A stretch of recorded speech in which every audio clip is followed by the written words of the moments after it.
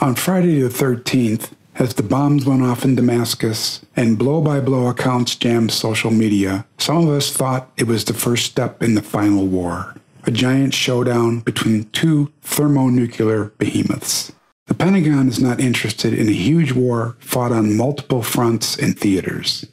It prefers smaller, more manageable wars and endless military occupations like the one in Afghanistan. The idea is not to defeat enemies who hate us for our freedom, as George W. Bush put it, but rather keeping those enemies alive and engaged. Endless brushfire wars against a morphing array of enemies, Saddam Hussein, Osama bin Laden, Kim Jong-un, keep the Pentagon system cruising along and justify its gargantuan presence and massive budget.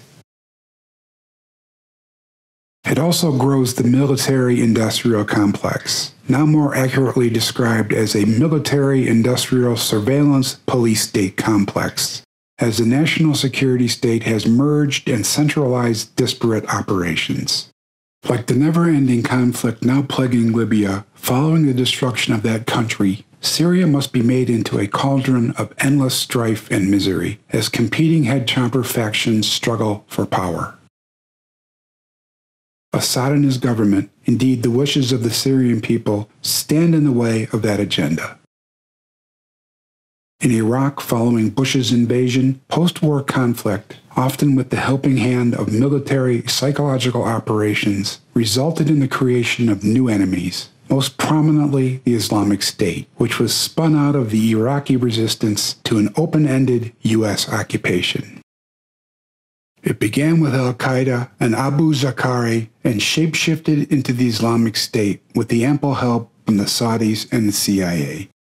The global ruling elite benefiting from endless war understand that Wahhabi Islam is a near-perfect control device, in addition to a producer of perpetual religious conflict.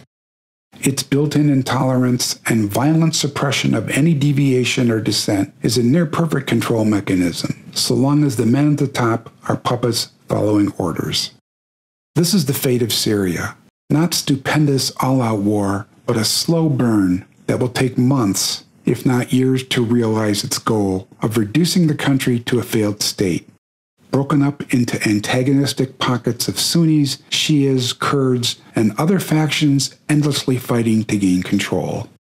As Mattis and the generals realize, this is a delicate balancing act, for at any moment a miscalculation or crossed signals may result in a game-over scenario, not only for the US, Russia, and China, but the entire world.